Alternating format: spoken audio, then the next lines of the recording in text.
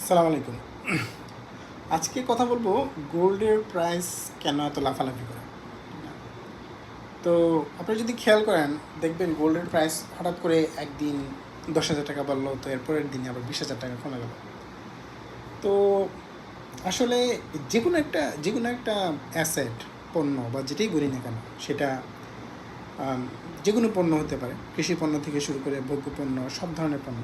যে কোনো পণ্য আসলে কেন দাম বাড়ে, কখন দাম বাড়ে বা কখন দাম কমে, সেটা বোঝার জন্য আসলে রকেট সায়েন্টিস্ট হওয়ার প্রয়োজন নেই, এবং এটার জন্য যে অর্থনীতিবিদ হইতে হবে সেটাও দরকার নেই।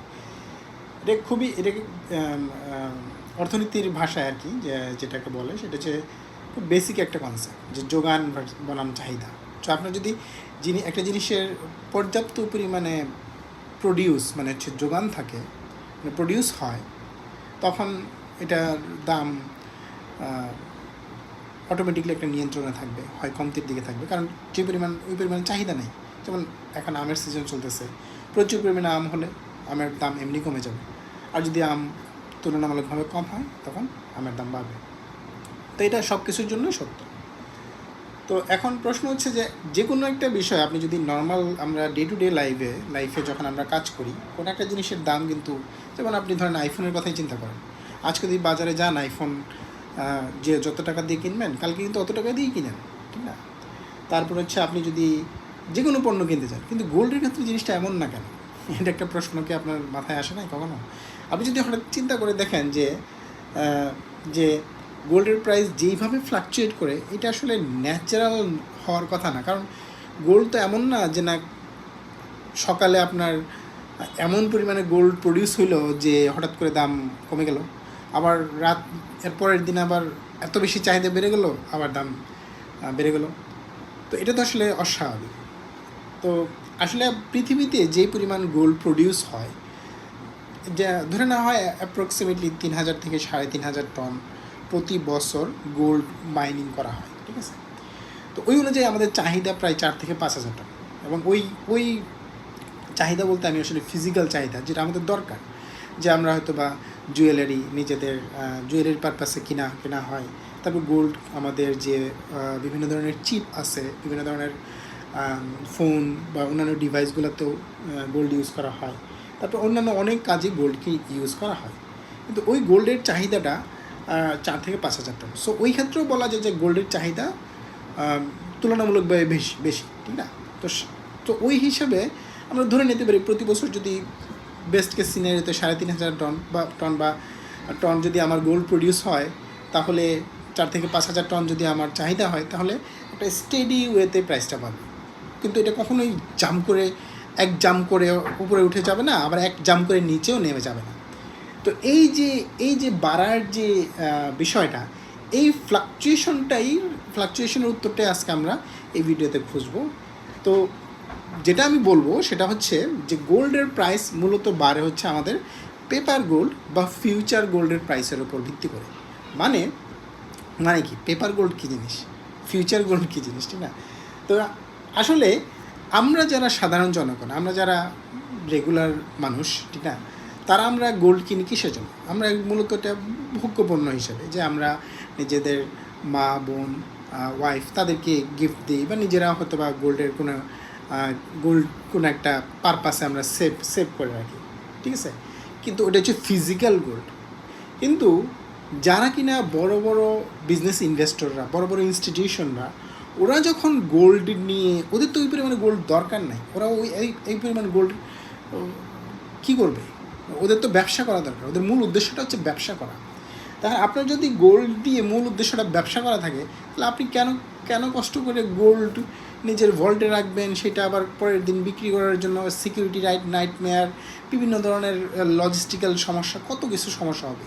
তার চেয়ে এটা ভালো না যে আমি যদি একটা বিজনেসম্যান হই এবং আমার কাছে crore crore billions of dollar থাকে, এবং আপনিও একজন বিজনেসম্যান হন, আপনার কাছে কোটি কোটি বিলিয়ন ডলার থাকে, তো আমরা দুইজন একজন আরেকজনের সাথে ট্রেড করব। তো পৃথিবীর সবাই একজন আরেকজনের সাথে আমরা ট্রেড করব, সেই ট্রেডে আমরা গোল্ড ট্রেড করব, কিন্তু ফিজিক্যাল গোল্ডে আমরা হাত দিব না।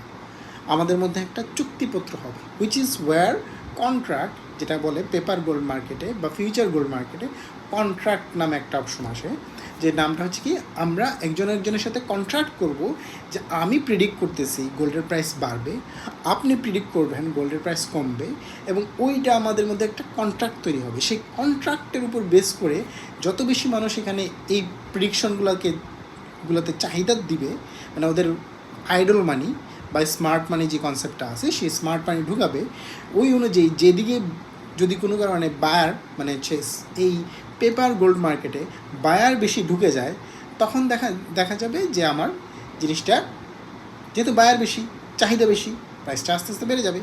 আবার যদি কোনো কারণে হঠাৎ করে প্রচুর পরিমাণে লোকজন প্রচুর টাকা পয়সা নিয়ে বের হয়ে যাচ্ছে মার্কেট থেকে, তাদের পেপার গোল্ডটা চুক্তিটা শেষ করে দিচ্ছে বা বের হয়ে অন্য কোথাও ইনভেস্ট করবে, তখন সে করবে ওই পেপার গোল্ডটাকে সে সেল করে, চুক্তিটা সেল করে, তখন সে এই মার্কেট থেকে বের হয়ে যাবে। যখন বের হয়ে যাবে তখন সেল হচ্ছে, সো যখন সেল বেশি হবে অটোমেটিক্যালি প্রাইস ফল করা শুরু করবে, কারণ তখন মানুষজনের চাহিদা কম কিন্তু বেশি আসতেছে বা বেশি সেল হচ্ছে।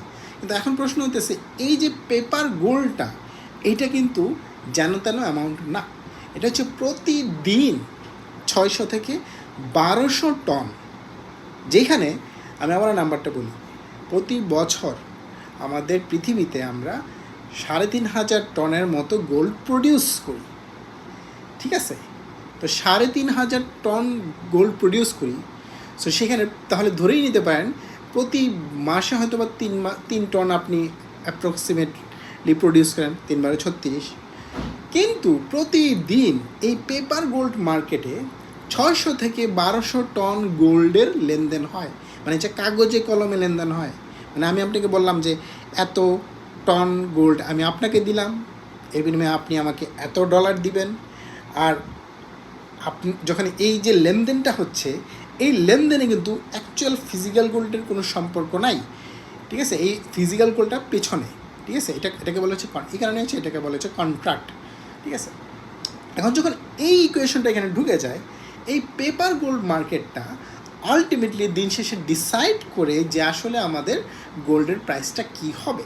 সো যখন কোনো কিছু বায়ার বা সেলার একটা পার্টিকুলার প্রাইস পয়েন্টে অ্যাগ্রি করে যে আমরা এই প্রাইস পয়েন্টে, ধরে নেন $4000 পার আউন্স, সেটা $5000 পার আউন্স, যেই পার্টিকুলার প্রাইসে তারা অ্যাগ্রি করবে যে এই প্রাইসে আমি প্রতি আউন্স দিতে রাজি বা কিনতে রাজি, সেই প্রাইসেই দিন শেষে ওই যারা ট্রেডিং মার্কেটে বা স্টক মার্কেটে শেয়ার বাই অ্যান্ড সেল করে বা স্টক বাই অ্যান্ড সেল করে, তারা দিন শেষে যেই প্রাইসে লক হয় সেই প্রাইসেই দিন শেষে আমরা, যেমন আমাদের বাংলাদেশ বা অন্যান্য যে ফিজিক্যাল গোল্ড মার্কেটটা, ওরা ওই পেপার গোল্ড মার্কেটের প্রাইসিংটাকে নিয়ে এসে ফিজিক্যাল গোল্ড মার্কেটে ওরা ইমপ্লিমেন্ট করে।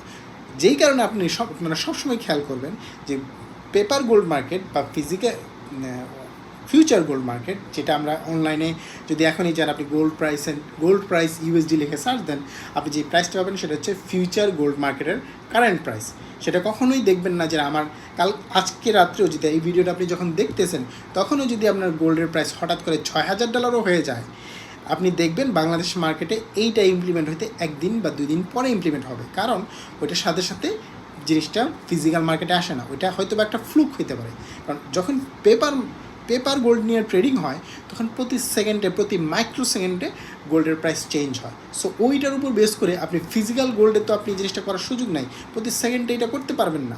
So which is how gold price gets this kind of fluctuation, because it is tied to, যেহেতু এটা টাই করা আছে হচ্ছে পেপার গোল্ডের সাথে, এবং পেপার গোল্ডকে always physical gold market follow করে। আপনি সবসময় দেখবেন পেপার গোল্ড 1 দিন বা 2 দিন আগায় আছে এবং ফিজিক্যাল গোল্ড মার্কেট 1 দিন বা 2 দিন পিছায় আছে, ঠিক আছে? সো আশা করি উত্তর পাইছেন। আমি শিওর আপনাদের অনেকের হয়তো বা প্রশ্ন আসবে যে পেপার গোল্ড, ফিউচার গোল্ড এগুলা কীভাবে কী কোথা থেকে আসতেছে, এই ধরনের আরও এই ধরনের এই বিষয় নিয়ে কথা বলতে গেলে বিস্তর এক ভিডিও হয়ে যাবে, আমি আর ওদিকে যেতে চাচ্ছি না। হয়তো বা আরও কোনো একদিন আলোচনা করব ফিউচার যে কনসেপ্টটা, সেটা আসলে ওয়েল ফিউচার, তারপরে হচ্ছে বিভিন্ন ফিউচার মার্কেট নামে পুরো একটা কনসেপ্টই আছে। সো আমি হয়তো বা কোনো একদিন এটা নিয়ে আলোচনা করবো, এবং ফিউচার মার্কেটটা আসলে কীভাবে বিশ্বমোড়লরা ম্যানিপুলেট করে এবং কীভাবে আসলে আমাদের ডে টু ডে লাইফে সেটাকে ইম্প্যাক্ট করে, সেটা নিয়ে হয়তো বা আরও বিস্তারিত কোনো একদিন কথা বলবো। তো আজকে এতটুকু পর্যন্তই। ইনশাল্লাহ দেখা হবে নেক্সট কোনো একটা ভিডিওতে। আর ইন দ্য মিন টাইম অবশ্যই আমার চ্যানেল পেজকে লাইক শেয়ার করে রাখবেন। ধন্যবাদ। আসসালামু আলাইকুম।